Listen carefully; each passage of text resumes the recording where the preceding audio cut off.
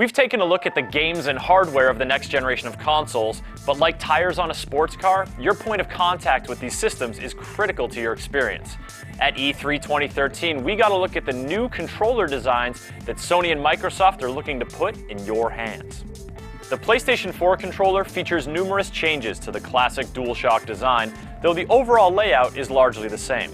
The handles are longer, textured on the back and farther apart, resulting in a wider and sturdier grip.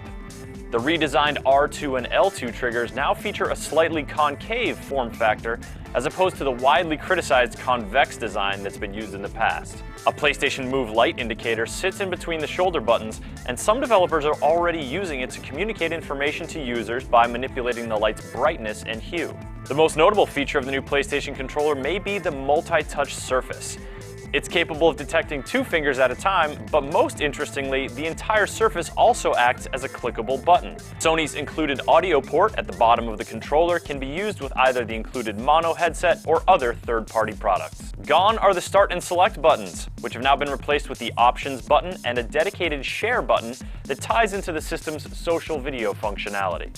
The DualShock 4's 2 analog sticks are slightly farther apart than in the past, and the familiar dome top of each stick is slightly recessed along its edge.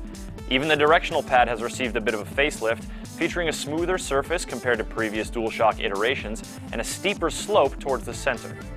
Microsoft's Xbox One controller has a few new features of its own, not the least of which are the redesigned directional pad and trigger buttons. The D-pad has been significantly overhauled, moving away from the floating disc of the Xbox 360 to a straightforward cross shape with 8 points of actuation and minute tactile feedback. The analog sticks are very similar to those on the Xbox 360 controller, but are slightly smaller and feature textured ridges along the rim. The triggers have been graced with localized rumble support, providing direct feedback to players' fingers, and Forza Motorsport 5 is already making great use of this feature to mimic engine feedback.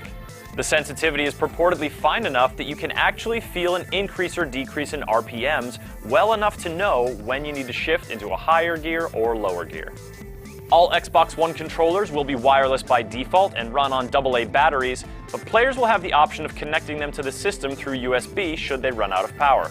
While Xbox 360 controllers turn off after being idle for a few minutes, the Xbox One controller features a reduced power state that will keep the controller synced with the system while disabling non-essential features in order to conserve battery life. Like the DualShock 4, Xbox One controllers will retail for $60 when the system launches this November.